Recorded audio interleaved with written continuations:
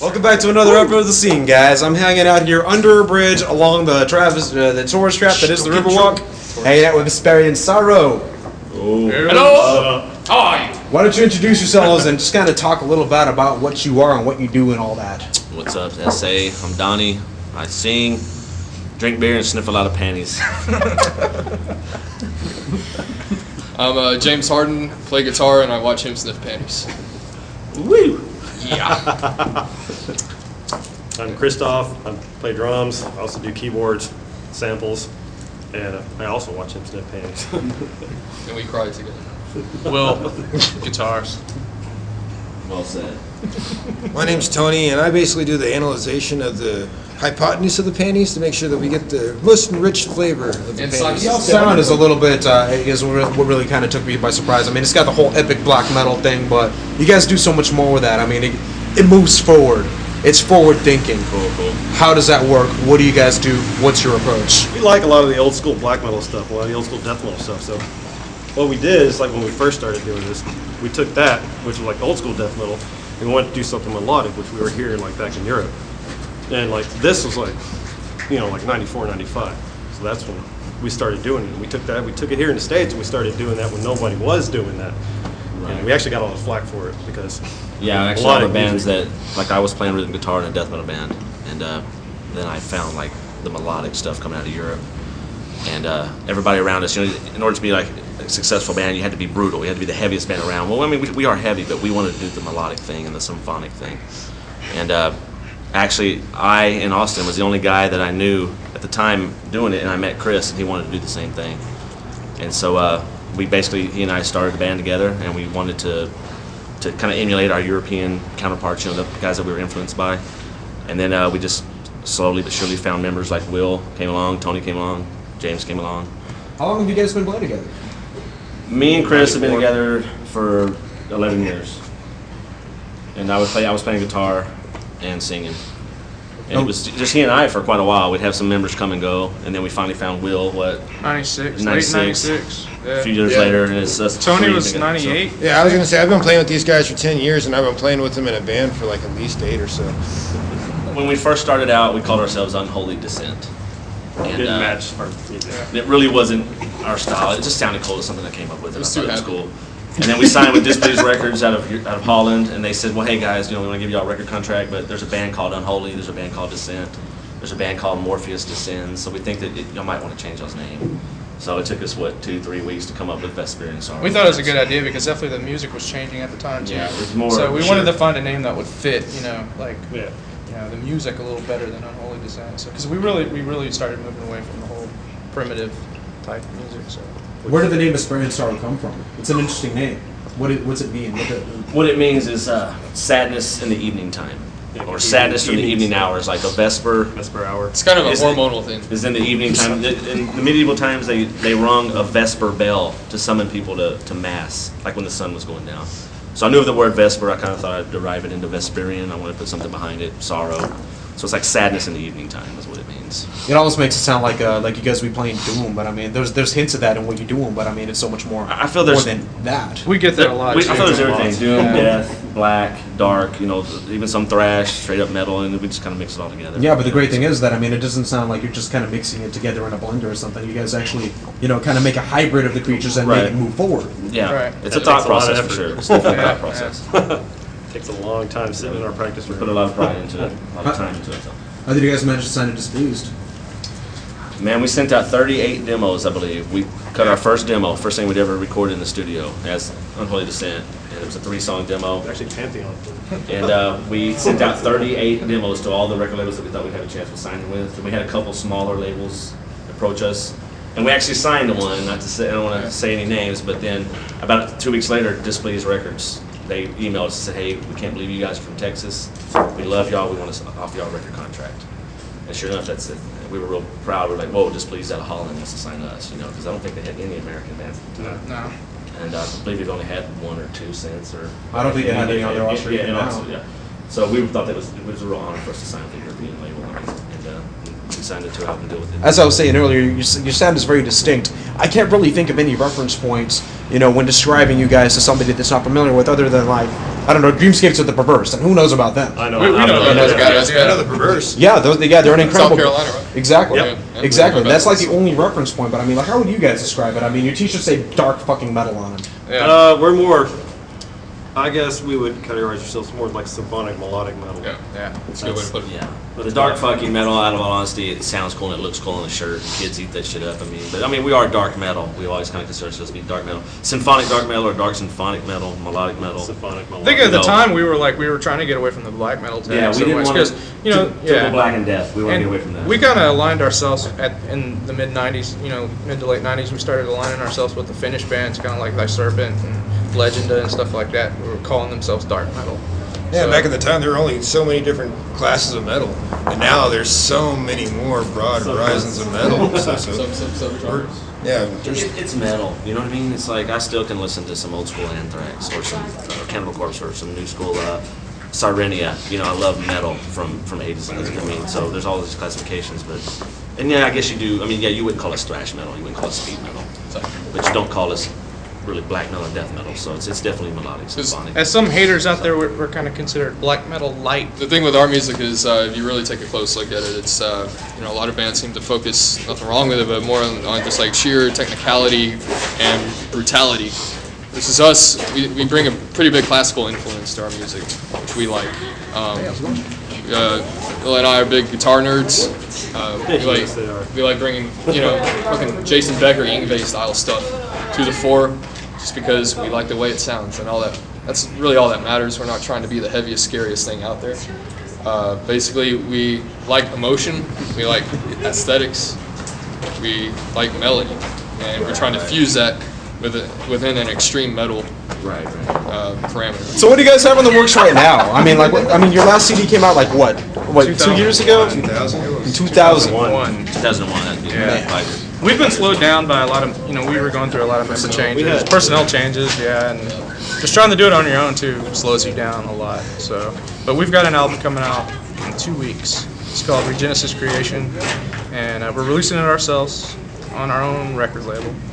And and then we're gonna have an EP come out next year, followed by the fourth album next year. Wow. So we're gonna stay on a we're so more. busy now. We had a little lull in the action. We've got to talk a little downtime. Yeah. Plus There's a lot of actually material members to work coming and with. going. Guitar player quitting, a bass player quitting, whatever. Now we feel like we got a really solid lineup.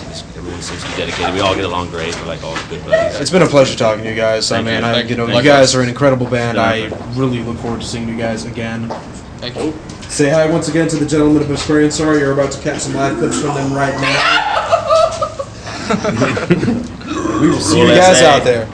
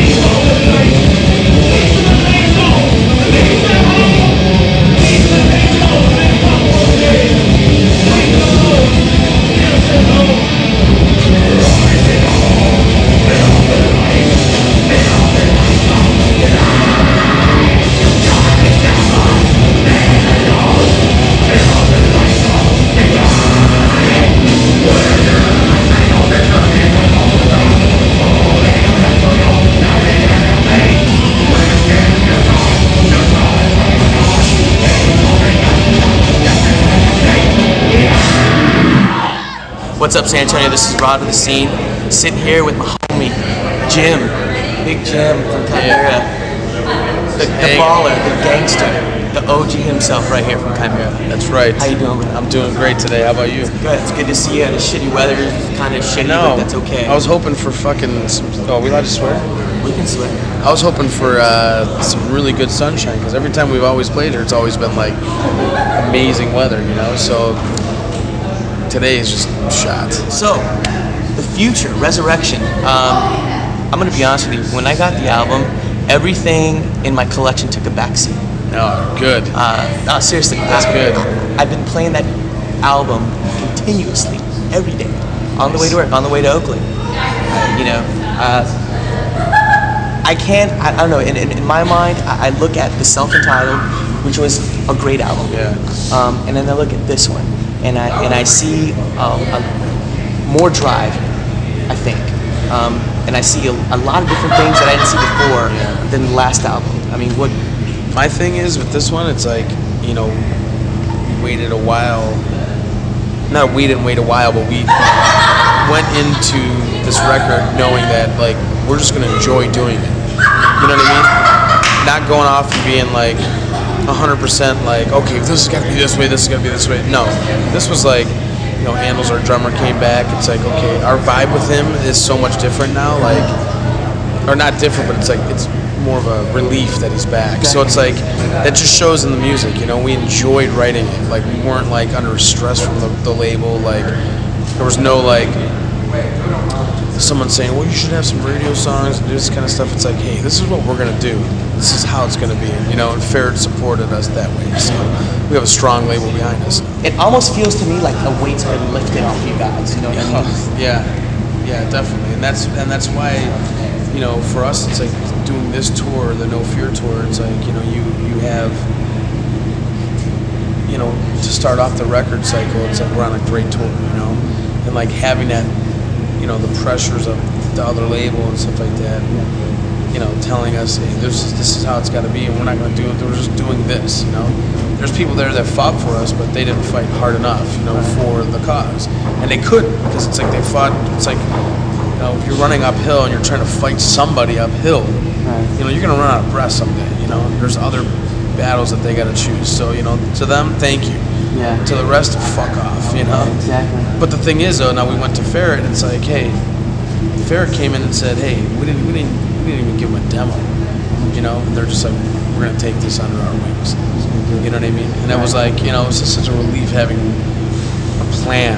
You know, not something that was like said and not done. Right. These guys did it, you know, and it's like, we're happy now. So we don't really care, you know, if you sell 10 million records or 500,000 or whatever. It's just doing this stuff and being happy doing it is the key. Yeah. And that's where we're at. That shoulder weight is gone. When you inked that deal with Roadrunner, you know, Yeah, I'll never forget that day. that, you know, if you look at that and you look at this, you must have looked back and said, God, there's so many things maybe we should have done differently, or maybe, you know, as far as business goes, things like that. You know, Yeah, I mean, we should have, you know, like, I wish we would have been able to fight them harder and say, hey, you know what, believe in us. It's like, you know, first of all, you're ripping off our fans, charging them $18 for a CD, when the rest of the bands that were peers of ours are going for $10. It's like, fucking give us a break. You know, we still sold 100-some thousand records at $18 a piece. No break for the fans. You know, where now it's like, you know, these kids are getting a break on the price of the CD, and it's like, hey, you know what? Good, you know, finally, you know, it's like someone listening to us, someone really understands what's going on, and we're not listening to numbers and shit like that, you know. It's not even about us, it's about the kids out there who are buying the CDs and not killing themselves, because it's like, okay, if I was a kid these days, and I went in and I saw, you know, Best Buy, walked in and I see Chimera's record for $18, I'd be like, well, I know with tax it's going to be like $20. Well, maybe I can buy 2 CDs, these 2 bands, for $10 each. Right. And they're going to, you know, bypass that because it's expensive. You know, it's just ripping off the kids. You know, that's bad. That's why that label, you know, should have listened more to the people that made it that could have made a difference for us. Not every band. Every band. Some bands are really happy that are on that label. Me, I'd rather go buy a CD at the show, knowing that it's helping. I know it's helping the band either way, but I think even more so when you're on tour. Yeah, I mean, I always say, when I was growing up, I always bought a T-shirt. I always had the tape. I mean, it wasn't even CDs when I was growing up, but I always had the tapes, and I was like, you know what, man? I'm gonna buy this tape, and I'm gonna go to the show and buy a T-shirt because I want to go to school the next day and just be like, hey, I was at that show. I have this concert T-shirt because I worked hard enough to save my money up to buy a T-shirt. So that's telling you guys out there, buy the fucking T-shirts. Going back to Animals, man, that's got to be something special. I mean, I saw the DVD, and I saw everything you guys do. Yeah. And I have to say, dude, look, watching that DVD, listening to DVD, I walked away from that feeling like I knew everybody in the band. Yeah, that was kind of like a scary thing for us though, because it's like we were thinking like what, this might reveal us too much. Like people might not like us after seeing this DVD, and it's like then after it came out and we saw it, and like our buddy Todd Bell did the DVD. It's like, you know what? I'm glad we did it because it's like, I go out there, I'll go talk to those kids in the line, and it'll be like they'll start reciting words from it. Now with our new DVD, there's already new sayings that they're gonna like. So I mean, it's cool to see that. It's cool to see that reaction because like looking back at like the Pantera DVDs or the Metallica stuff that came out, it's like, dude, I worship those things, man. That was Bible stuff to me, And yeah, exactly. Not even just those. I mean, even Cliff 'Em All. Like me and my buddies, when that came out, man, we watched that all the time, and it was awesome because it was like, dude, this is look at them, they're just hanging out, dude. That's what they do. You're just so into what they're doing, and it made them look cooler, Yeah. They could be the biggest fucking dorks in the world, but that doesn't matter though. They're still like they're writing my favorite music. Do you think kids, when they meet you, you think that they, in other words, are you looking at you like that? I mean, or you have more of that responsive? Hey, let's hang out with you. If they do that, I take that down a little bit real quick though. I'm like, dude, I'm the same as you. You know what I mean? And if they're in a band, I try to tell them good pieces of advice to take their band forward. And if they're a little older, 25 or something, I'm like, hey, dude, you're done. Quit. You get a real job. No, I'm just kidding. No, you just, you got to humanize yourself. Those kids do that. They're like, they look up to you, and it's like, dude, if a guy's shy and doesn't say anything, I like to bring something out because I know that that kid the next day is gonna wake up feeling good. If I never see him ever again, it's like, hey, at least I tried to make someone feel better, personally. That's what it's all about. That's what music's all about. It's like making people feel good about themselves. I'll never forget, we were in Birmingham, Alabama, and this kid came up, this was years ago. It was like when he first came out, he was like, your band's like my family, and I'm like, this kid's got some problems, man. If he's telling me, he don't even know us, and he's telling me he's got, we're family to him, it means a lot to him. So, I took him in, gave him some picks, drumsticks. I'm like, hey, come and hang out. And I walked him around, and, I felt bad for the kid, I was like, this kid's like, maybe I saved him, I don't know. I mean, if I did, it's great. If I didn't, hey, at least I tried. You know what I mean? That's a good karma thing to do. What advice would you give to aspiring metal bands? I mean, as far as making the right decision, they're about to ink a deal, Don't put everything that you record in your basement on your MySpace page and ask dudes like me to listen to it because it's not good. You know what I'm saying? Take your time and be a fucking genius about it and spend money. Work hard and spend money working on one song or two songs and building it up. Not like, you know what I mean? Don't just put garbage out there. Just take time. That's it. Effort. Yeah, at a local level, you just want to be putting out demos and being like, hey, you know what, dude? This is what we sound like. Come check us out live. Right. Bring some friends. Bring some people down there. Don't buy $12 fucking recording. You know what I mean? Yeah. So, yeah. One last question. The album Resurrection. In your definition, what does that album mean to you? It means we're we're back. We're not going to take any prisoners. That's pretty much basic what I can say. Says it all. Yeah, says it all. Well, hey Jim, I appreciate your time, man. I really look forward to the show, and thanks a lot for everything. Getting close to game time here now. Getting close to game time. The album is Resurrection, Ferret, Nuclear Blast, worldwide representation. Great guy, great band. Check him out sometime. And if you're single and you're a girl, call me.